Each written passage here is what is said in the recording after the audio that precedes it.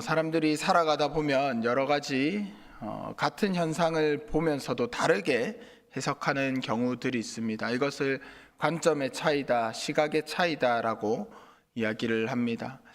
오늘 본문은 표면적으로 보면 한 사람의 병을 낫게 하신 예수님의 이야기입니다. 하지만 이 이야기 안에는 하나님의 시선과 사람의 시선이 다르다는 것을 보여주고 있습니다. 여러분들 어떤 삶이 평안한 삶이라고 생각하십니까? 일단 가장 먼저는 몸이 편해야 합니다. 육신의 연약함을 가지면 여러 가지 고통도 있고 또 많은 신경이 쓰입니다. 가족 중에 한 사람이 아프면 온 가족이 그 가족에게 마음을 쏟고 또 때로는 일상생활도 매우 어려워질 때가 있습니다. 그리고 또 몸도 건강한 것도 중요하지만 마음의 평안도 매우 중요합니다. 누가 봐도 부러울 만큼 건강한 몸을 가지고 있어도 그 영혼이 평안하지 않다면, 그 마음이 평안이 없다면 하루하루 정말 힘든 인생을 살아갈 것입니다. 그런데 오늘 말씀에 나오는 이 사람은 몸이 매우 좋지 않은 오랜 시간 동안 건강하지 않았던 사람입니다. 오랜 시간 병을 앓다 보니 그의 마음도 피폐해질 것이었습니다. 매번 실패를 반복하던 그런 삶을 살았습니다.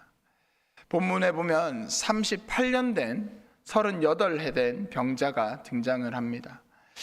이 사람의 이 병이 나면서부터 선천적이었던 것인지 아니면 태어난 이후에 후천적이었던 것인지는 성경이 말하고 있지 않지만 38년 동안 중풍병을 앓으면서 한자리에 계속 누워 있었음을 이야기하고 있습니다. 그런데 그에게도 단 한 가지 가능성이 있었습니다. 이 베데스다라는 못에 천사가 가끔 내려와서 그 물을 움직이게 하는데 그때 가장 먼저 들어가는 사람이 나음을 얻는다라고 기록하고 있습니다.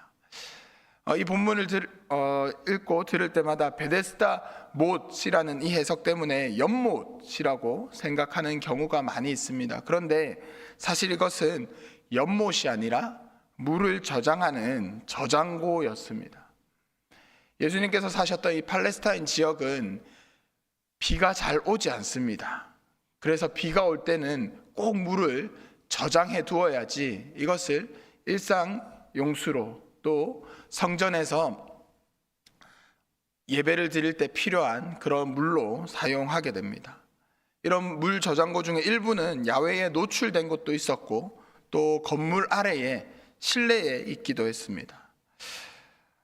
1년 중에 6개월 동안 비가 오지 않기 때문에 이곳은 매우 중요한 곳입니다. 특별히 또 예루살렘 성 안에 있는 대규모의 물 저장고들이 꽤 있었는데요. 그 가운데 가장 대표적인 것, 성전 제1을 사용되는 물을 위해서 보관되는 성전 마당에 만들어 놓은 물 저장고를 제외한다면 그 다음으로 가장 큰 시설이 바로 베데스다였을 것이다 라고 성경학자들은 이야기합니다.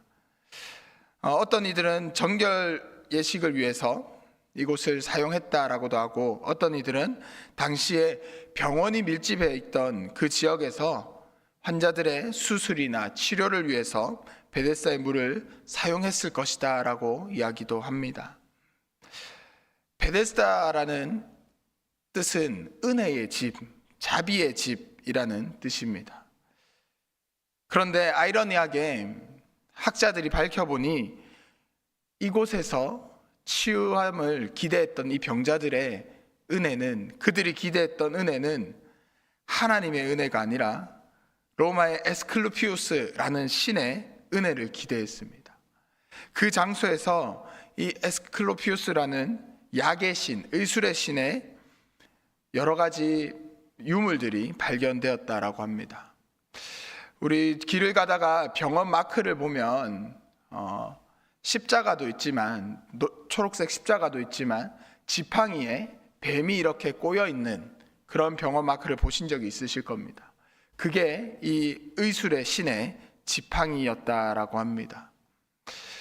이들은 하나님의 은혜를 바란 것이 아니라 이방 신의 자비를 기대했을 수도 있습니다. 3절과 4절에서 보듯이 천사가 물을 움직여주는 것을 기다리고 있었습니다. 여기서 말하는 천사는 하나님께서 보내신 그 천사를 말하는 것이 아니라 헬라어로 앙겔로스라고 하는 소식을 전하는 자라는 뜻입니다. 그래서 꼭 하나님께서 보내신 천사가 아니다 하더라도 메시지를 전하는 신적인 존재 혹은 메시지를 전달하는 사람일 가능성이 있습니다. 어쨌든 이곳에서 많은 사람들이 그 의술의 신의 신상을 바라보면서 특별히 38년 동안 기다린 그 사람은 애타게 그 신을 바라보면서 나음을 받을 것을 기대했습니다. 비록 중풍병이라서 몸이 움직일 수는 없지만 사람들이 웅성될 때마다 자신의 시각에서 물이 움직이는지 안 움직이는지 볼 수는 없지만 사람들이 조금씩 그 물을 향해 가는 것을 볼 때마다 이는 몸부림 쳤을 것입니다. 어쩌면 가족 중에 몇몇들이 해마다 와서 그 옆에서 교대로 있어주면서 그를 물에 넣어주려고 했을 수도 있을 것입니다. 그런데 오랜 시간이 지속되면서 가족들도 지쳤을 수 있겠다라는 생각도 듭니다. 성도님도 혹시 한 가지 기도 제목으로 매우 오래 기도해 보신 적 있으신가요? 어떠시던가요? 처음에는 매우 간절하게 기도하게 됩니다. 그런데 이 기도의 기간이 길어질수록 응답이 늦어질수록 그냥 많은 기도 제목 중에 하나처럼 기도하다가 한두 문장 기도하고 지나가는 기도가 됩니다. 더 오랜 시간 지나가면 이제 그 기도 제목이 사라지고 문득문득 생각날 때만 기도하는 경우들도 있습니다. 제가 고등학교 때 그런 기도의 경험을 했던 적이 있습니다. 외할머니의 구원을 위해서 기도했었는데요, 어느 순간 저도 기도하지 않게 되었고 나중에 할머니가 제가 군대에서 휴가를 나왔을 때 할머니가 교회에 나오신 것을 본 적이 있었습니다. 우리가 기대했던 때와 하나님께서 응답하시는 때는 분명히 다를 때가 있습니다. 또 우리가 기대하는 방법과 하나님께서 예비하신 방법이 다를 때가 있습니다. 이 병자는 전에 내려오는 그 이야기를 듣고 물이 움직일 때에 자신을 넣어줄 누군가를 기대하면서 그 자리에 있었지만 하나님의 방법은 달랐습니다. 하나님께서는 그가 그 물이 아니라 그곳에 있는 그 신상이 아니라 예수 그리스도를 보기를 원했습니다. 자비의 집, 은혜의 집이라는 곳에서 은혜를 누리지 못한 그가 은혜를 누릴 수 있었던 것은 자신의 간절함이 아닙니다. 요한복음은 그의 간절함이 그를 낫게 하였다, 그가 오랜 세월 참아왔던 것이 그를 낫게 하였다라고 기록하지 않습니다. 그를 낫게 한 건 예수 그리스도였습니다. 그를 찾아오신 예수 그리스도였습니다. 하나님의 때가 우리의 때와 전혀 다를 때가 있습니다. 성경에 보면 적군이 달려오고 있는데 빨리 예배하고 그 전장에 나아가야 하는 그 사울의 간절함, 하지만 하나님께서는 제사장을 아직 보내지 않으셨고 조금 더 기다리라고 사울에게 메시지를 주셨습니다. 때로는 우리가 그 사울처럼 조급함에 내가 예배를 주관하고 나의 방법대로 행할 때가 있습니다. 인생의 즐거움은 느낌표에서 온다라는 말을 들은 적이 있습니다. 어떤 것을 깨달을 때 혹은 어떠한 놀라운 일이 일어났을 때에 인생의 즐거움이 찾아온다고 합니다. 그런데 그 느낌표를 찍기 위해서는 그 전에 물음표가 있어야 합니다.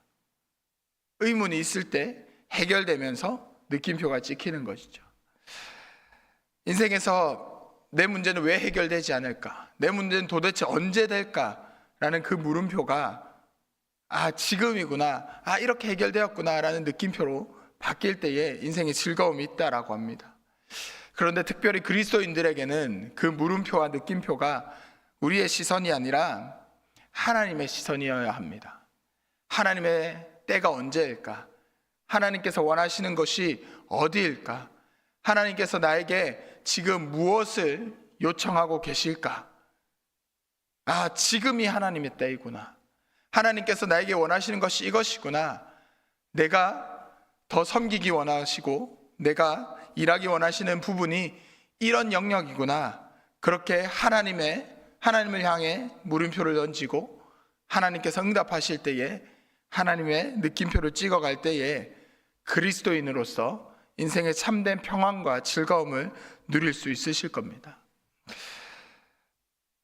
이 사람은 은혜의 집에 누워 있으면서도 은혜를 누리지 못했습니다. 하지만 그가 시선을 돌렸을 때 예수께서 말씀하십니다. 일어나 자리를 들고 걸어가라. 하나님께서 우리에게 이런 메시지를 주실 때가 분명히 있습니다. 그런데 우리가 오랜 세월 한 자리에 있다 보면 이것이 너무 익숙해서 변화가 힘들 때도 분명히 있습니다. 제가 신학교를 가고 사역을 시작하면서 많은 것들을 바꿔야 했습니다. 청년 교사로 섬길 때와 사역자로 살아갈 때 많은 것들을 바꿔야 했습니다. 또 갓 사역을 시작한 어린 신학생의 시선으로 볼 때에 교회 사역에서 조금 불편한 것들도 꽤 많이 있었습니다. 그런데 한 선배 목사님께서 이런 말씀을 해주셨습니다. 신앙에 있어서는 20%의 본질과 80%의 비본질이 함께 공존한다라는 것이었습니다. 저는 교회라면 100% 본질, 하나님의 것만 있어야 된다라고 생각했습니다. 그런데 그게 아니다라고 말씀하시더라고요. 오늘 말씀해 보면 이 사람이 고침받은 때가 안식일이다라고 기록하고 있습니다.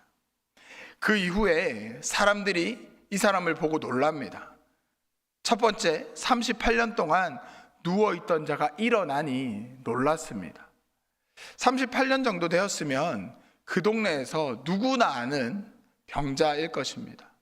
오랜 세월 그 자리에 누워 있었으니 어쩌면 그 사람이 그 자리에 누워 있기 시작한, 그 사람이 병이 생기기 시작한 그때에 태어난 아이도 38살이 된 오랜 세월 있던 사람입니다.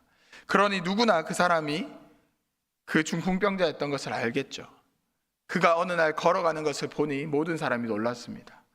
두 번째 놀란 것은 그가 안식일에 자리를 들고 일어나서 걸어갔다는 것입니다.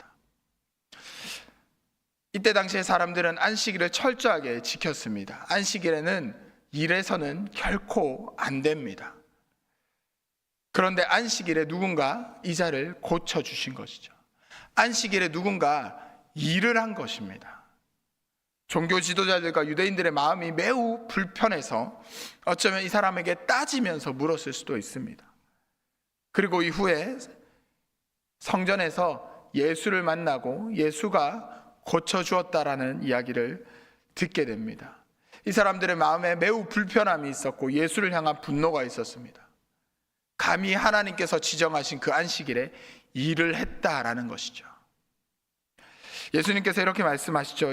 아버지께서 이제까지 일하시니 나도 일한다. 안식일을 하나님께서 주셨지만 안식일에도 하나님께서 일을 하시니 아버지께서 일하시니 나도 일을 한다는 것입니다. 우리가 교회에서 예배하고 우리가 교회에서 섬기고 또 우리가 교회에서 여러 가지 사역들을 해나갈 때에 하나님의 시선이 가장 중요합니다.